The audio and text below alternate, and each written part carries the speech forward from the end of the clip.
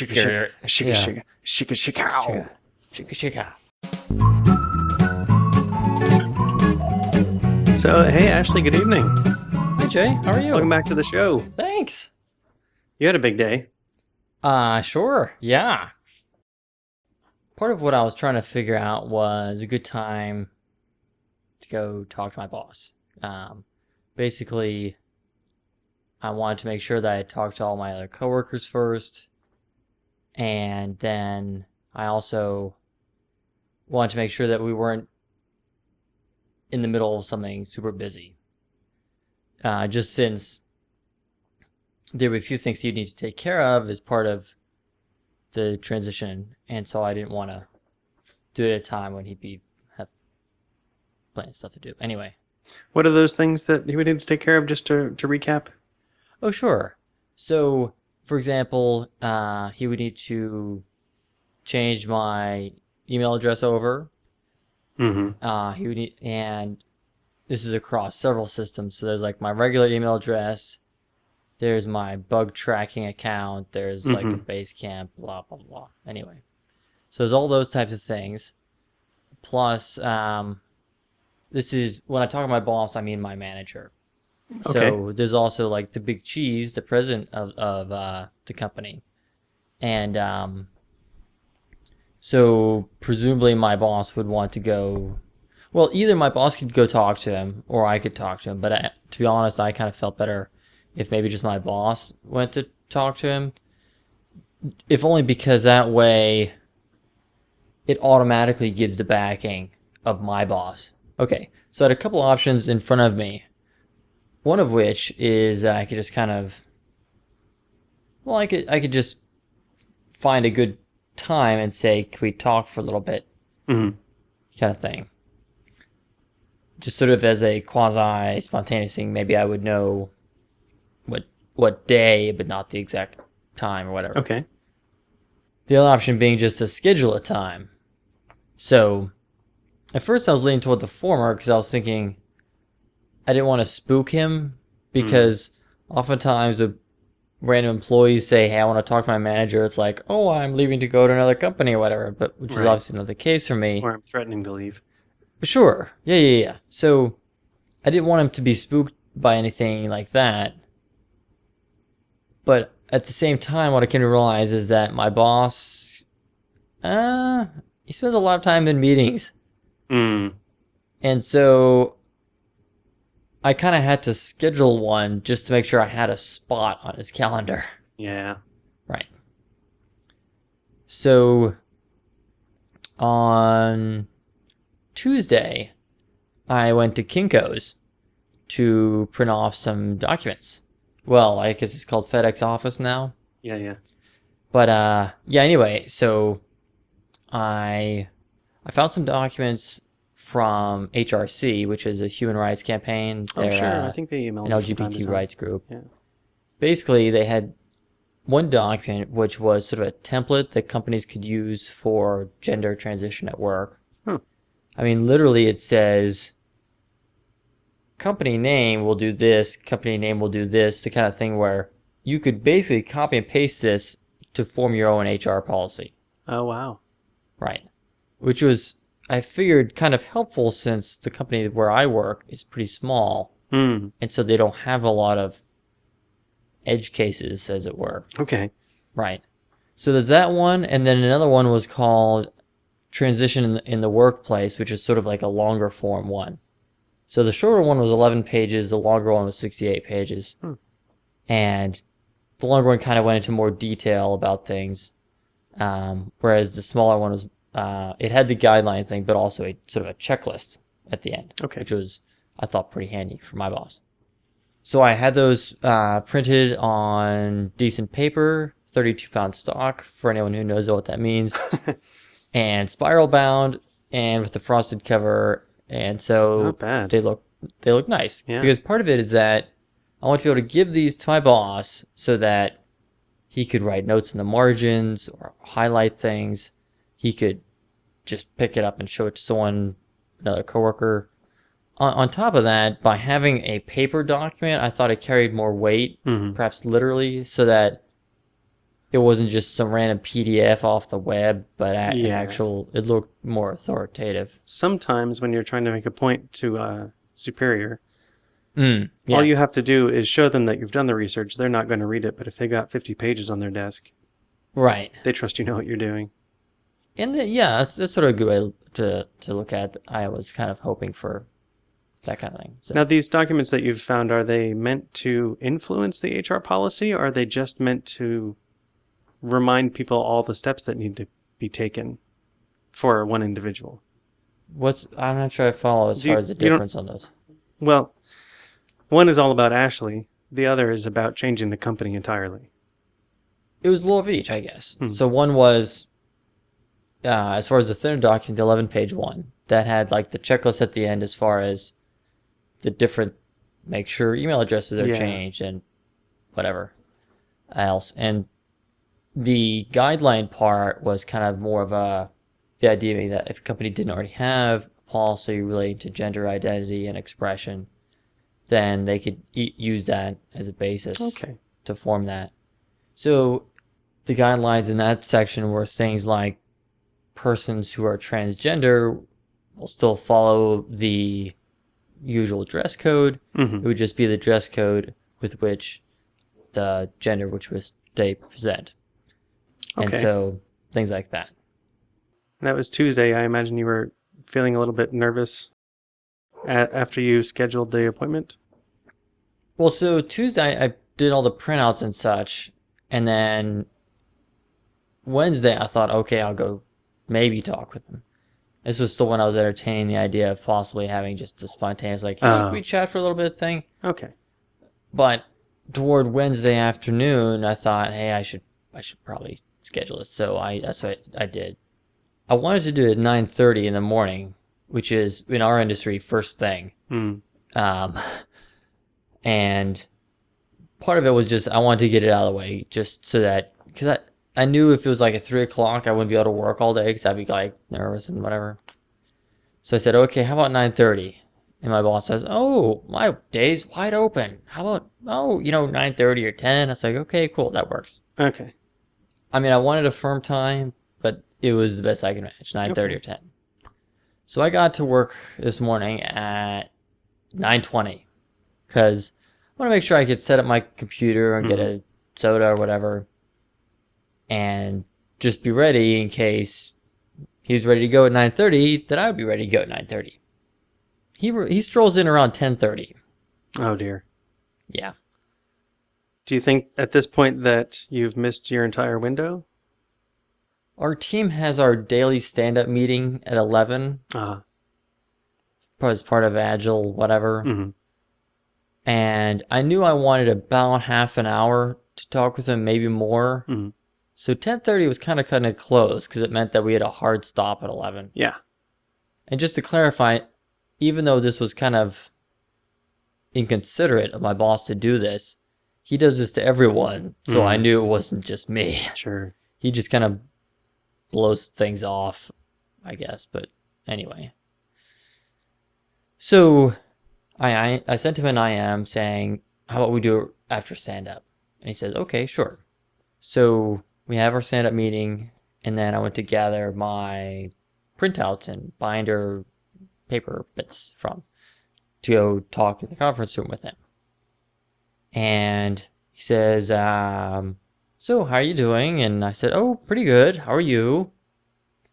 And oddly enough, he kind of talks about how he's doing for a while, even though I was just kind of, making chit chat. Yeah. It's like, so I've been doing this and this. I'm like, yep. And he says, and finally he's like, oh, so what did you want to talk about? This is like 10 minutes into it. And so I said, so I'm transgender, by the way. And with that exact delivery, because that was pretty perfect. Let me see if I can recreate it. So I said, so-and-so, I just wanted to let you know that I'm transgender. Okay. I think that was probably about it. Yeah. And he mentioned that he hadn't previously known any transgender people. Or, as I like to think of it, he didn't think that he knew any transgender Exactly. people. Yeah, yeah. And so he wasn't as familiar with some of the specifics. But, for example, he mentioned that there are several gay and lesbian employees of the company, which he was fine with. In fact, this fellow's brother is gay. So Okay. that seemed like a pretty good sign. You have gay and lesbian coworkers and you didn't know it? Are they not open about it? No, I knew it, but Oh, my okay. boss was just conveying that he was aware of them and he was okay with it I see. as a way of conveying that he was okay with me being trans. Okay. Not least of which because his brother is gay. Right. He was just trying to paint a fuller picture. So now you've got 18 minutes left in your appointment. Well, so that was the thing that I was going to steamroll ahead until he said otherwise. Mm-hmm. Because I figured, well, he blew me off for an hour. And so, unless he has some other appointment, I'm just going to continue our conversation until it's complete. Okay. So I didn't even look at my watch the whole time. Mm-hmm. We talked about things like I would like him to call me Ashley, and for the rest of the employees to do so, that would prefer female pronouns. Mm-hmm. It so happens that there's another person on our team of 12 people who shares my birth name, and so he and I kind of had a bit of a chuckle about, Okay. well, the past few months, Yeah. you would call out that name and be kind of ambiguous as to who you were talking to, but now, of course, that's solved. Great. Hooray! Yeah, so that's like collateral happiness or something. And then so, knowing that my boss is sometimes a little loosey-goosey with schedules, I kind of suggested, so do you have a time frame that would work well for you? Because I was trying to be considerate. And Mm-hmm. what would I? A time frame to do what? Go through all the bureaucratic administrivia? Okay. And I guess I should perhaps clarify that typically the work type transition, there'd be sort of two parts at least that have an impact on the rest of the company. There'd be the announcement part, and then also the first day of transition, which they might be a few days apart or a week apart, just so that way it can kind of sink in and people can get used to the idea, or people can ask their managers questions in that interim period, just to make people more comfortable so when the day arrives, it's not as weird for everyone. You seem totally puzzled, Jay. I don't know. It almost seems like picking a date in the future and saying, from now on, we will refer to her as Ashley and she'll be a woman, is saying that she's not now. Certainly the delay between now and the announcement is kind of, I think that's probably fairly understandable, just in the sense of it takes a little time to cross all the I's and dot all the T's. Sure. Or, anyway. So that part's understandable, and I guess the other gap, I mean, for that one I could kind of go either way, I guess. I mean, but all the same, I think it is important for there to be a firm date of transition, just so that people can be prepared for it, and also just so that there's an agreed upon date at which email addresses and so on will switch over. And so I first asked him, well, do you have a certain timeline in mind for this? And he kind of thought about it and hemmed and hawed a bit. I said, well, how about, what if we have like an announcement in maybe 2 to 3 weeks? Okay. And then we have the day of transition a week after that. So he seemed agreeable to that. And so that would put it sort of like mid to late September. Okay. And so as long as my boss sticks to that and doesn't like forget to do this or whatever. I mean, it turns out there's sort of a person in the company that handles some HR type things. The company's not big enough to have a full-time HR person. But there's a guy who does some HR type things when they come up, and so my boss is going to talk to that guy. Okay. So hopefully that guy has his marbles in a row or whatever. That's not the metaphor, is it? I think it is. Okay. Ducks. Yeah. Sure. It's ducks. Ducks, whatever. Marbles. Okay. So that guy presumably has his ducks in a row, or I'm hoping he has at least more ducks than my boss has ducks. But, just to kind of like have a checks and balances, keep him on pace, because I just don't want it to be like 2 or 3 weeks and like, so boss, how's that thing going? He's like, oh, dude, I totally forgot. Right. Like, don't call me dude. Yes, that's actually something which, I just say it automatically to anybody. yeah. So is Right. this the last official step before you can go through every part of your life as a woman? I mean, paperwork-wise? In Dallas it is. Okay. What about like your driver's license, your Oh God. your passport? Right, passport as well. And so I have not yet legally changed my name. So until that happens, many of the items you just mentioned are Mm-hmm. kind of off the table. And that's understandable, I mean, because it generally has to be your name on your driver's license. Yeah. And so on. So in some respects, it sounds like at work you'll be operating with an alias. It would mean that people at work would call me Ashley, and my friends already call me Ashley. So Yeah.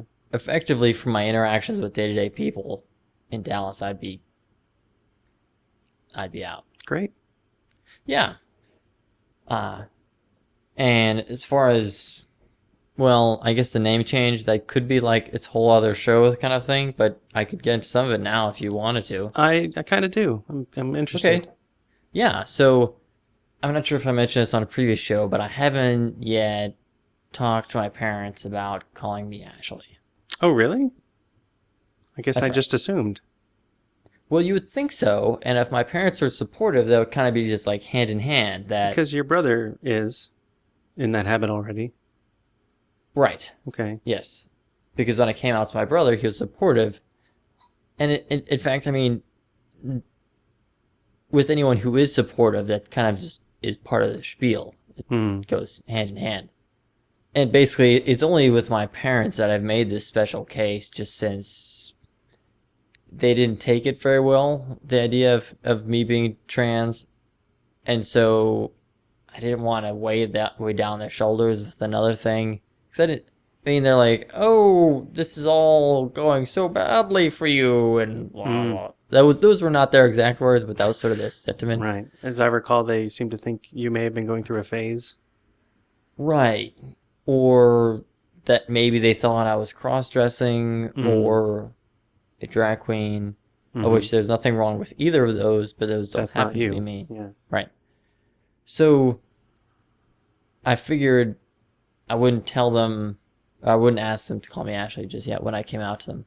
So my parents are coming to visit about 6 to 8 weeks, and I figure I'm going to tell them then. And it could totally go either way. I mean, one thing I know is it'll probably make it more real for them. Like, okay, she's really doing this. This is how it is. Although, once that realization hits, I don't know if that's going to be good for them or bad for them. That they could, maybe it'll just kind of click a little bit there, or maybe like, what are you doing? Where's my son, as they might say? Your brother is calling you Ashley, and Yeah. you talk to your parents on a weekly basis.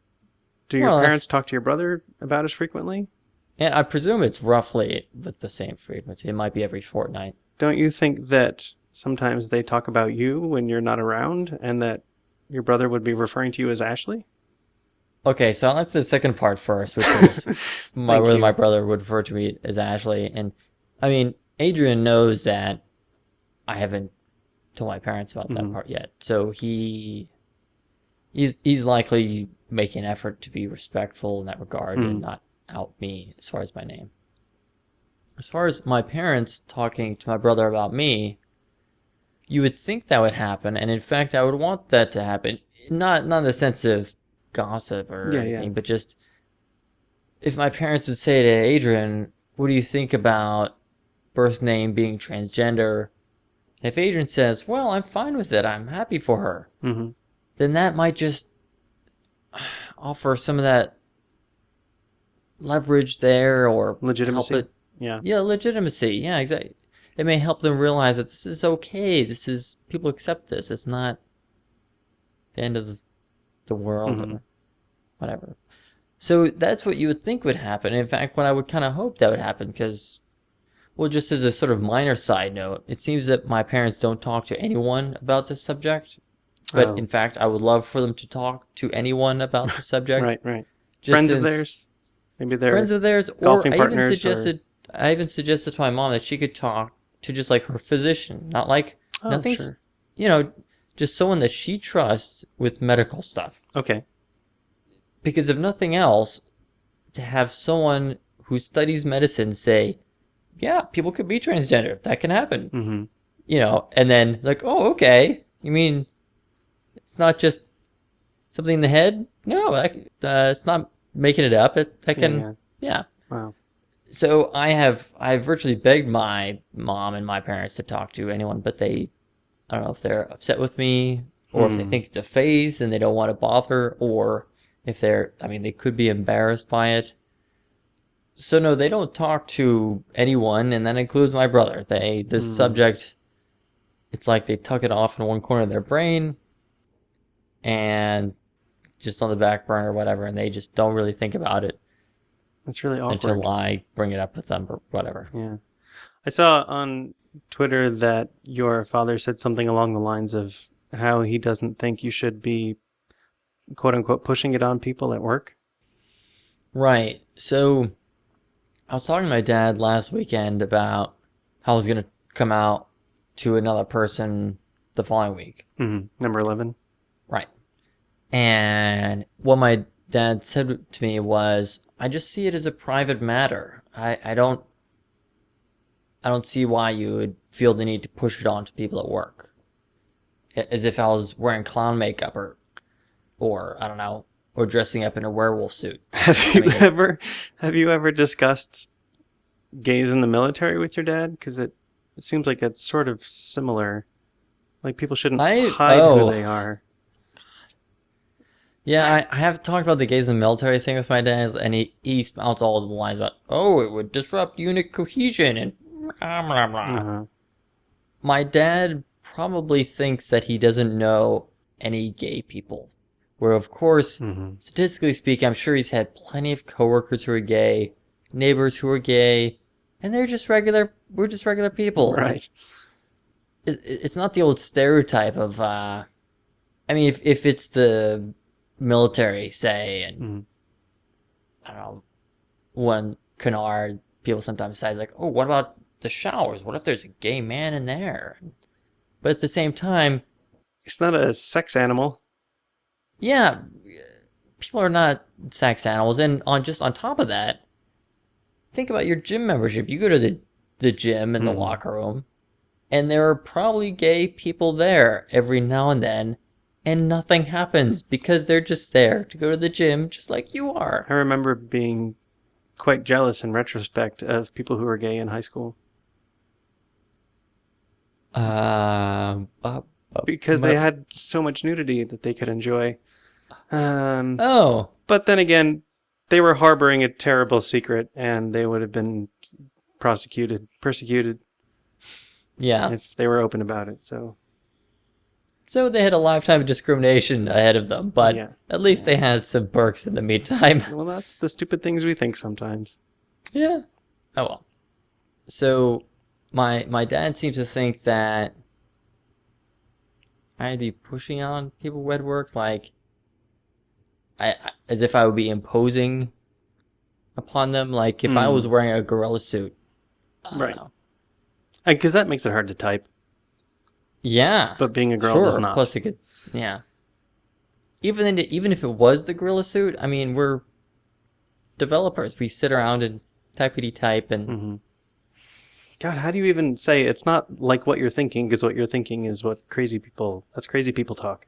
Well, I mean, that's sort of part of the conundrum, but what I thought at that moment was, and who knows what his exact thoughts were, but I was thinking maybe my dad is conflating crossdresser versus drag queen versus transsexual, right. what have you. Because I suppose if theoretically there was a drag queen who was a drag queen at work, that might be, I don't know, but... That'd be a distracting office, if only for the music. So what I said to my dad was, Dad, I'm not cross-dressing, and I'm not a drag queen. This is just who I am. Yeah. And he said something along the lines of, I don't want to talk about it anymore. It's been like that thing where your parents make you eat your vegetables, and which is to say, just that when my dad starts to veer off topic, I pull him back in. It's like, no, we're going to talk about this because you have to understand this. Yeah. So when he said that, he may have had a follow-up, something like, but why would you do this at work? And I said to him, well, it could be weird if I'm going to be living as a woman, but then dressing as a boy for work. That's fair.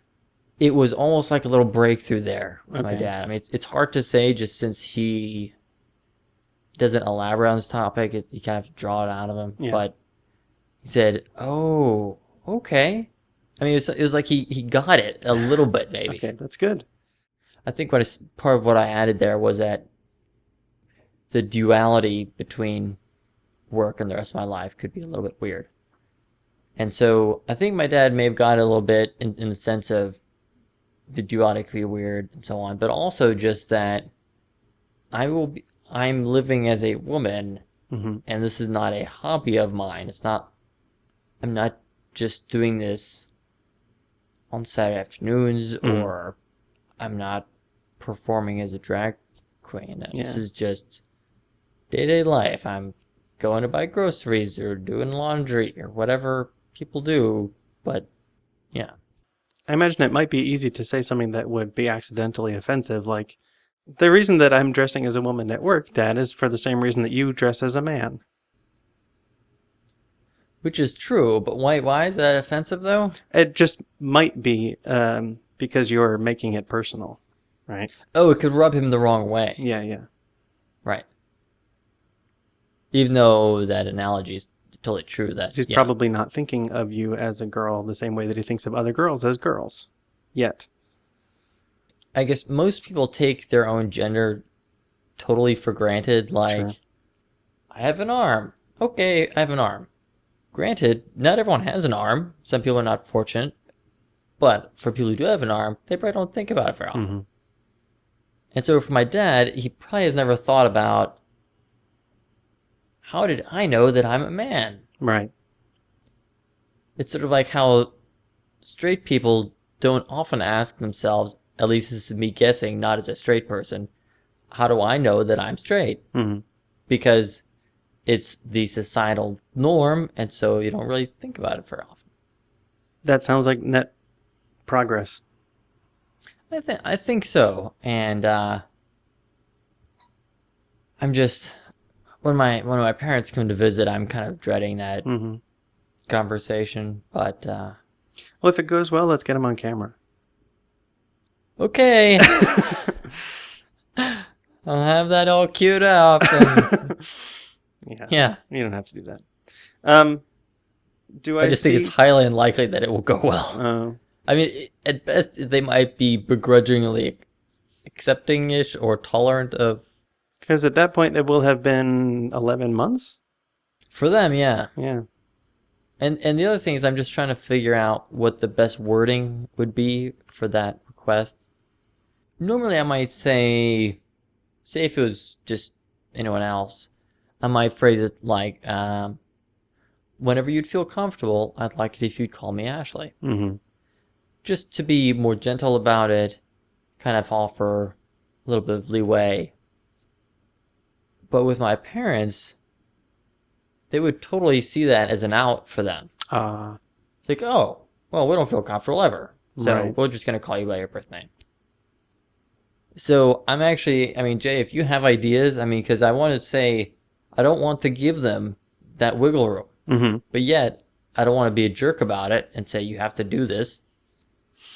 So it might be something like, My first ideas are all surrounded by guilt. Things like, wait, what? it would make me feel loved if you would call me Ashley. Oh, But that's mean. That's kind of mean. I'll work crafty. on it. Well, yeah. But yeah, that's probably a little too manipulative.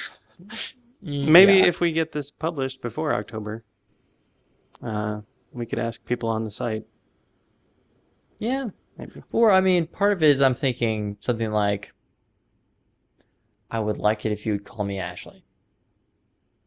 Just sort of a request, but not offering that out in which they could shirk it or what have you.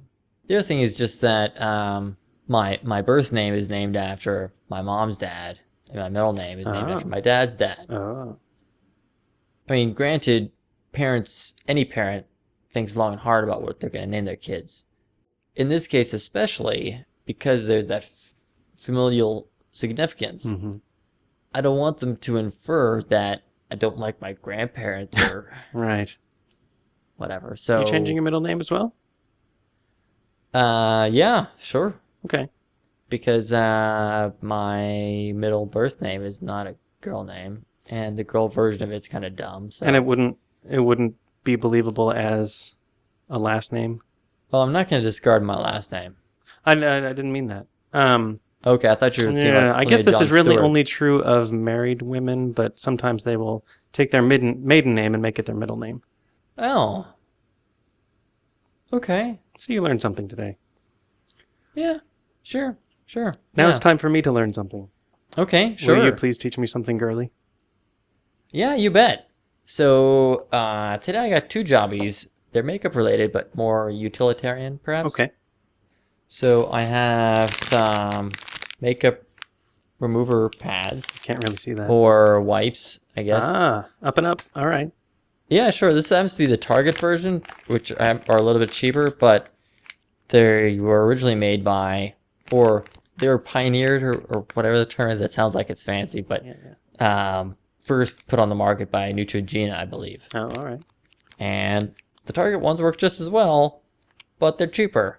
Great. And I think there might be like different colors of packaging that signify different formulas or something. Uh-huh. All I know is that I buy the one that's in purple, and that works great. Okay. And so it happens that the Neutrogena one, purple, is the same clone as the Target purple one. So if you Okay. just buy the purple version, you're fine. And it's just like handy wipe jobbies. These guys that comes out, and then it's like your and your makeup comes off nice and easily. This is in place of, what was it my mom used to do? Was it cold cream? Maybe I'm not. I've heard of Shoot. that word, but I don't really know what it is. But You've never used I mean, cold cream? Okay. Then clearly No. we've moved on as a species. Yeah, it looked like no fun at all to take makeup off at the end of the day. Yeah, I mean, I guess they could have various lotions or Mm-hmm. creams or whatever. And even now, you have sometimes circular cotton pads that are soaked in a formula that you can peel out. Okay. Sort of like acne medicine, but they're just Mm. makeup remover. Yeah, those things didn't work for acne. No, not really. But anyway, And expensive. It's an expensive way to not work. well, but I'm sure very lucrative for whoever the Yeah. chumps were that were selling it. So you just use one of these and it works on your whole face? Yeah. Does it work the same on all of your layers? Yes. Yeah. So it's about, I guess, this big or so when it comes out of the package. And the package is resealable so they don't dry out. And yeah, it's very convenient. I mean, it's flexible. When it's done, you can just toss it. You're not left with all the gunk on your face. I mean, one, I suppose, minor caveat is that sometimes if you're dealing with waterproof makeup, which is not as common, but you may have it for like eyeliners and such, sometimes it struggles a little bit with that. Does it work on the beauty tubes? Do you have to do a separate process for the beauty tubes? With the beauty tubes, all you need is hot water, and then you can just pull them out with your hands. So we're up to the wipey thing and hot water for the beauty tubes. Does it get any more complicated than that? Take your makeup off? That's about it. I mean, you may choose to use a nighttime moisturizer or something, but these makeup remover pads are actually super simple. And it's a package of, I mean, this is 25. And so, I mean, it looks thin, but there are like 5 left in here. But so normally it's about maybe an inch, inch and a half when it's a full package. I don't suppose they're recyclable. Well, you could think of it like I mean, they have roughly the consistency of like a moist towelette kind of thing. Mm-hmm. So, does it say on the package whether it's biodegradable or anything? Does it say use and flush away? Oh, it says, okay, do not flush. It says, actually. Damn. After use, place towelette in trash receptacle. All right. Which kind of sounds like one of RoboCop's prime directives. At any rate, so yeah, it's 25 in the package, and if you think about it, that's like almost a month, and it's like $4 or $5 per package, so easy peasy, lemon squeezy. Okay, the other jobby is baby shampoo. What? Hooray! What are you doing with baby shampoo? This is just Johnson's baby shampoo, and I use this on my makeup brushes. Because now Jay is confused. What makeup brushes? Like the mascara brush? Oh boy. That's a brush. Hey, that's a brush. I mean, so yeah, the mascara jobby that has this little brush, but that's kind of self-contained within the mascara product. That's why I'm asking. Right, but I have for example, a foundation brush, which I use with which to apply my foundation. Mm-hmm. And I also have a bronzer and blush brush. I think I saw that one. Yeah, I think you may have seen that one when we were talking about the NARS bronzer. So I have a couple eyeshadow brushes. I have a powder brush. I have... Gosh. Yeah, it's like 8 or 10 brushes. My sink is cluttered as it is.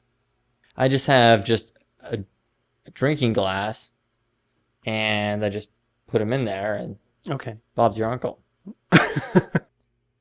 I mean, you know, they stand up there and whatever. But anyway, Sure. So to take the example of the foundation, say, so you put on your foundation and, well, hopefully most of it gets onto your face, but some of it stays in the brush.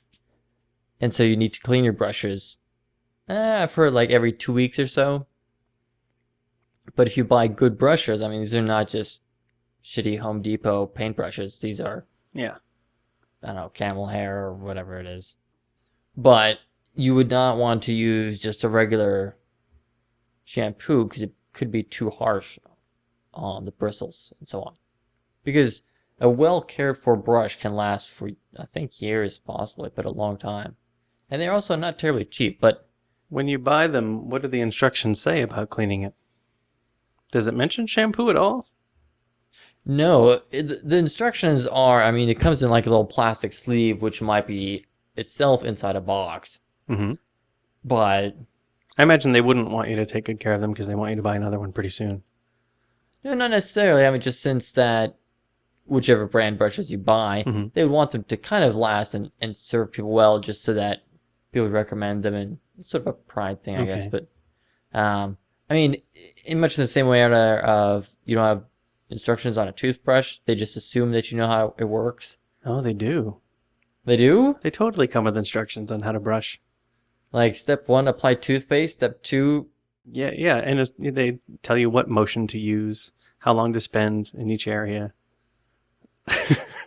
I love these gestures, Jay. Anyway, everybody knows toothbrushing.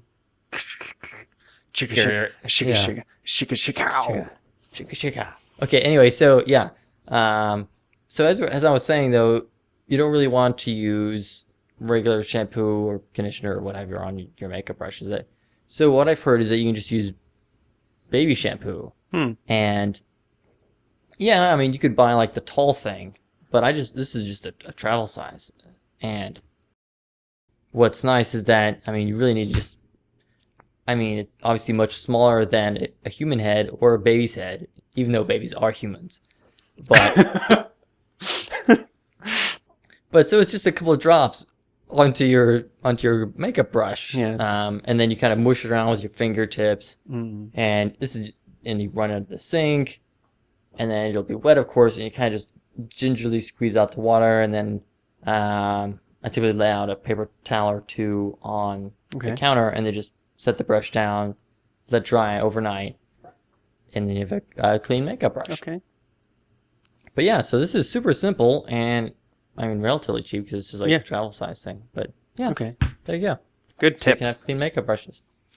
Thanks for coming back and telling us your story. I really It's my pleasure. really Jay. like it. Yeah. So let's do it again next week. That sounds fantabulous. Okay, good. You get some rest and take your makeup off. Yeah. Stay cool and good night. Yeah, you too. Bye. Bye, Jay.